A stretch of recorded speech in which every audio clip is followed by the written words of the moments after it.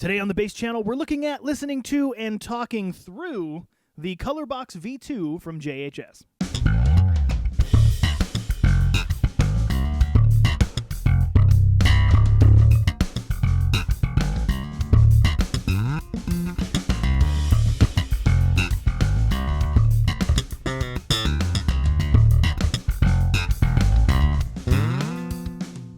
Now, I don't think I have to point out the obvious difference here in the talking part. The reason that I'm doing this is because this pedal has XLR ins and outs, so it's designed to take an instrument, it's designed to take a microphone, or pretty much anything else you can send through it that you want to get that kind of straight into the vintage console mojo.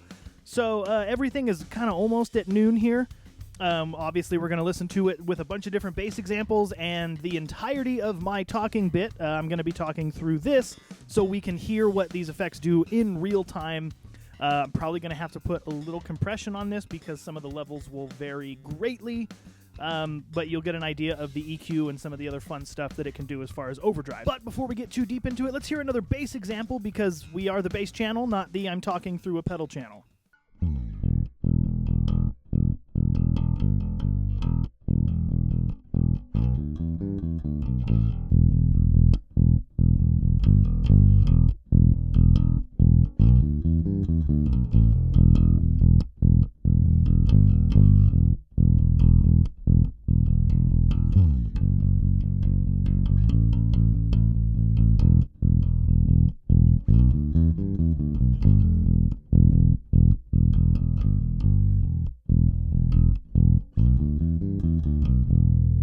So the signal chain that you're listening to right now is my voice into a Shure Beta 52, into this guy, out of this guy, and straight into my Blackmagic Pocket Cinema 4K.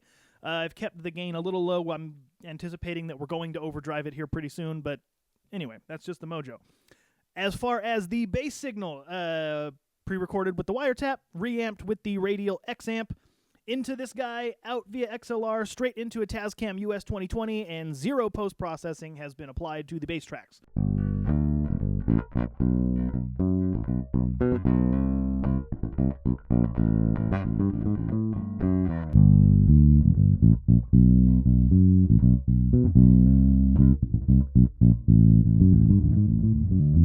So, let's get on to the controls. Up top, relatively straightforward. We got a master control. You turn it down. You bring it back up, and you can really kind of push some volume with it. We got our pre-volume, which works as kind of like an input gain. As you start to crank this up, it hits the box with more gain and more volume, so you can kind of easily achieve some overdriven sounds. Your step control which is cool, it's notched. If I'm going to put it in layman's terms, it's kind of like your gain control. As you see, I'm bringing it up, and I'm getting much more distortion with this pre-volume at max. Once I roll the pre-volume back, we're not so distorted anymore. And then these work in conjunction with this high-low switch. So let me roll this back. This is a 5-position rotary. I roll it back to position 3. My voice is a little quieter, but if I hit this high-low switch up to high, it distorts much more readily. So in the context of bass or guitar or some kind of instrument, you can really easily achieve some pretty gnarly fuzzy tones with this.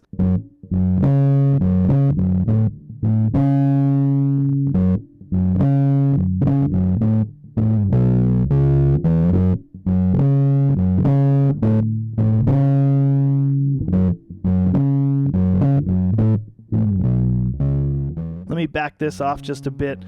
I don't want to overload the camera input, but I do want to get some fuzz. So the maximum distortion that we would be able to achieve is right about here. Pretty easy to get fuzz sounds. So I'm going to back this back off to get a little bit of a cleaner sound. Okay, so that's got a little bit of that vintage drive and vintage warmth to it. Now this high pass control we're not using for bass at all because that's the opposite of what you'd want to engage. However, for my voice here, if I click this up, you'll start to hear that some of the low end of my voice goes away. Max up this high pass here, and then I turn it off again, and then you hear the low end come back, and then you hear it's gone.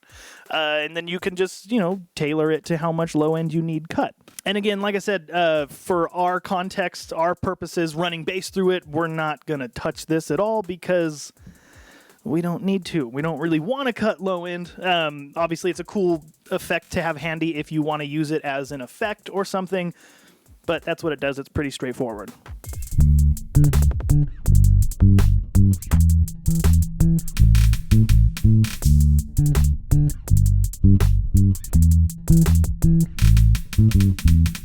Okay, on to the blue EQ section.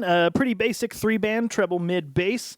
And then you got your treble shift, mid shift, and bass shift that off the top of my head, I don't remember what frequencies they manipulate, but they're right here. So, of course, you have your treble, which goes up by that many decibels. Cut and boost, of course, so I can roll the treble back. But once I cut it, obviously you can adjust which frequency. I don't want to distort that much. There we go. Which frequency you want to adjust. Now, once you get up here, it's like above kind of 10K. Like, it's really high up there. So I found for bass purposes, right about the 11 o'clock position was the maximum usability because there's really not a whole lot of sonic information coming from a bass guitar above that. Anyway, but there's the sweep of the treble shift. Moving on to the middle, again, we have boost and we have cut by this many decibels, and it's manipulating these frequencies. So if I max the middle, and there's our top frequency, and I start slowly rolling it back, obviously we're clipping a little bit because we're adding quite a bit of gain, and I found that, by boosting particularly the middle and the bass, let me roll this back because I don't want to distort too much. By boosting those frequencies, you can really help this pedal get into the fuzz territory. Like when you're up here, and then let me roll the master down, and then you start boosting the mid, and you start boosting the bass, you can get a lot of fuzz. And then if I roll this master down and hit this high, and now we are exceptionally fuzzy to where you almost can't even make out what I'm saying.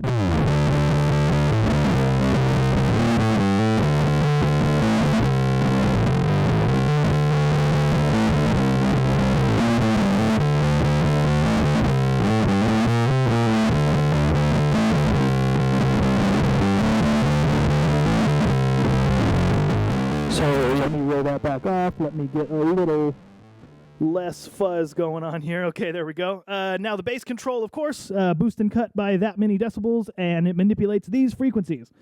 So at its maximum and at its minimum, again, for our purposes, running bass guitar, probably don't really want to cut it too much unless you're going to do like a boost of like a lower mid, which is a setting that I found really cool. Like if you slightly cut your bass just a bit, more of the subby lower bass frequencies, and you boost the mid of its lower frequencies, that's a pretty cool sound. I forget off the top of my head sitting here right now exactly how I dialed it in, but here's the tone that I dialed in to evoke that type of vibe.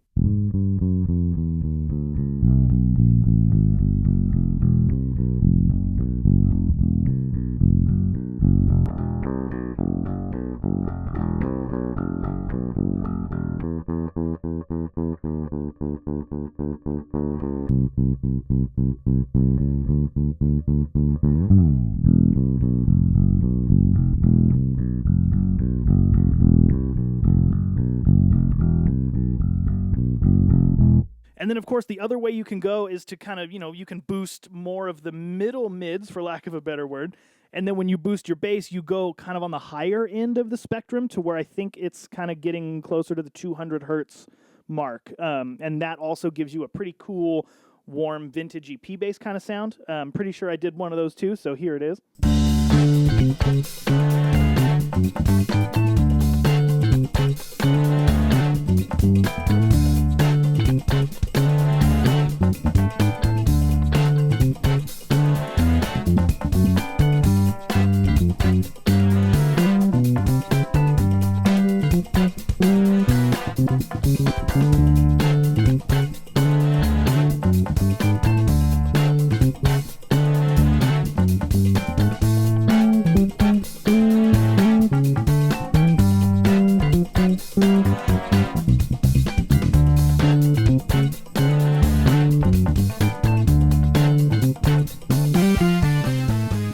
And again, so the full sweep of the bass. Now you'll see that I'm clean here, and once I max the bass, I start to overdrive because those frequencies, bass frequencies, are generally so large that they easily overdrive whatever they're going into if they're too loud.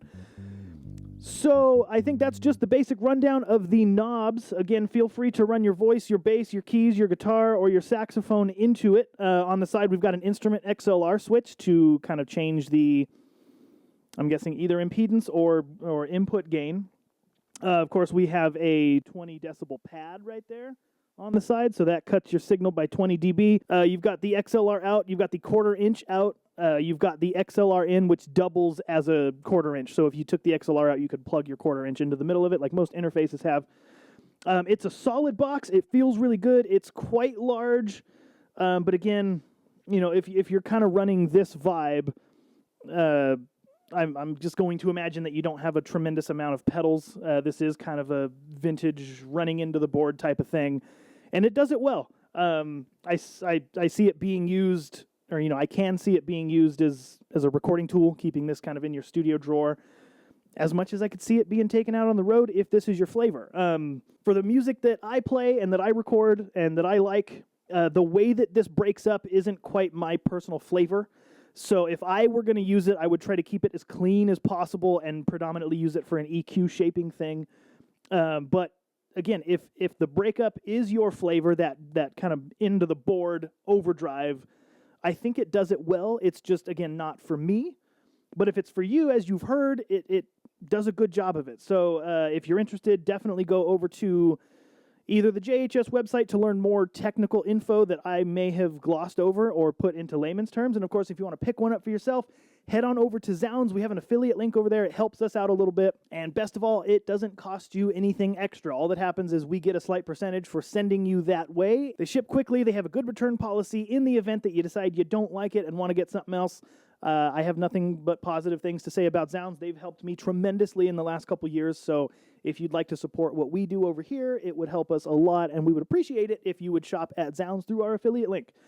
So with that, I'm going to get out of here. I'm going to leave you with one more tone. Be safe, click like, subscribe, leave a comment, whether you loved it, you hated it, or you hate my voice. Either one, I welcome them all, and we will see you whenever it is we see you.